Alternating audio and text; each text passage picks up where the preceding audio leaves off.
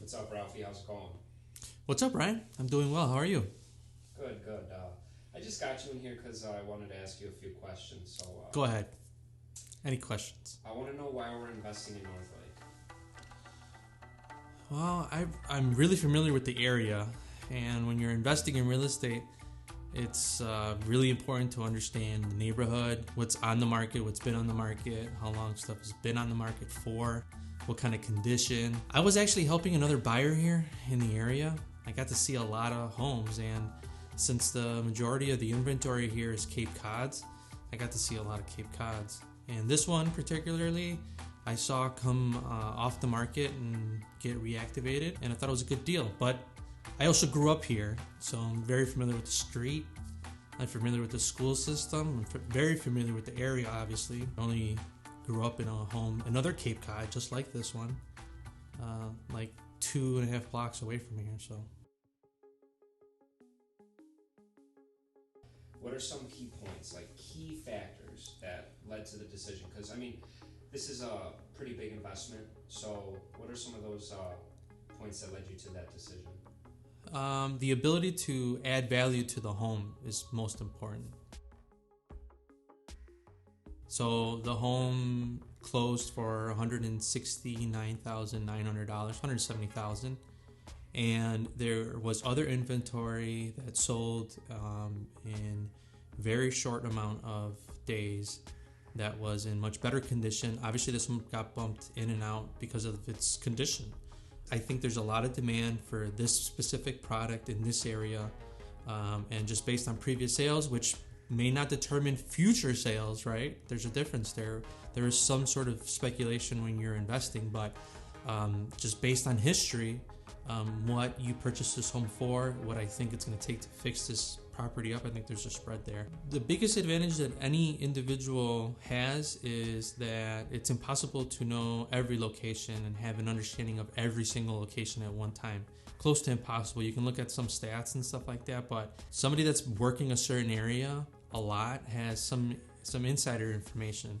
So for example, in this situation, I was able to negotiate a closing representing a buyer, and I talked to other realtors that at open houses and tried to evaluate what their traffic was like and how many offers they were getting. The home that I actually locked up for a buyer, that's another Cape Cod about a block and a half away from here, had a lot of potential buyers, which means that there's a lot of people that are still looking for this specific product, a Cape Cod, but it's got to be updated. And Northlake is so small, there's really hardly any inventory. Like if you were to go on the MLS right now, there's very, very, very little inventory. And specifically, there's no inventory that is at a price range, median price range, $250, that's in superb shape. They all need work. And the number one buyer in this market is the millennial, and that's trying to move into their first home, and they want something that's updated, that looks well, that looks right, that looks nice,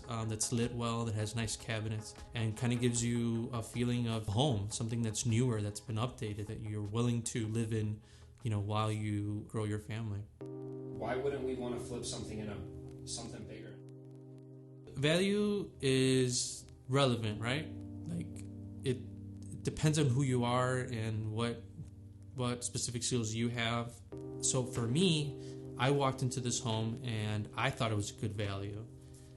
It's the reason why I told Ryan, like, hey, you should probably purchase this home because I think it's undervalued. The reason that I think that this home is undervalued is because of the hot market. I was thinking about Ryan of, he could either live here, he could flip it, or he can rent it. And I know there has been multiple buyers that are looking for a Cape Cod, an updated Cape Cod, which we hope this will be when we're done. And I also talked to my sister that has a rental in the area, and she was able to rent her rental for, I think, about $100, $150 more than I would have thought that she would be able to rent it for, which means that there's demand in multiple aspects. There's people that are looking to buy, and there's people that are looking to rent and live in the neighborhood. So, Ralphie, what are some possible negatives of investing in Northlake? So pretty much, from experience, I've noticed that every single suburb or city that requires a pre-sale inspection, goes over the home with a fine-tooth comb per se, which I think is great because it's holding people accountable to the repairs that need to be done to certain homes, and you don't want to just put a bunch of inventory that could be a cause of a fire or something like that. But just based on history, cities that require a lot of that stuff are also a little harder to deal with, meaning it could delay a lot of stuff because you need additional permits and stuff. We plan on using people that are licensed, insured, and bonded, obviously, but there's some cities that are a little slower. Now, I talked to my dad, right? There's a point of contact that has worked with the city of Northlake. He says that they're super nice to deal with. I've watched some of their videos online, and some other businesses in the area also say that they're really a pleasure to work with and that are entrepreneur friendly, and we're definitely going to try to improve this little Cape Cod in Northlake, so we hope that it goes well. But generally, homes that require pre-sale inspections, they just consume a lot more time, in my opinion. The other thing that could be bad about investing in a neighborhood like this is that a lot of people have forgotten that we are in a pandemic, right? And there is a lot of people out there that don't have work, and specifically people of color that don't have work, and a good amount of Northlake is Hispanic.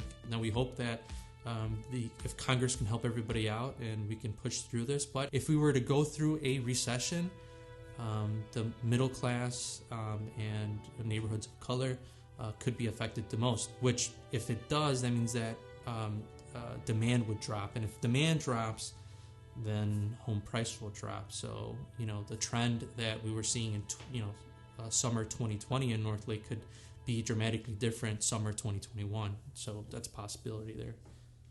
Yeah, well, hopefully that doesn't happen. Thanks, Ralphie. All right.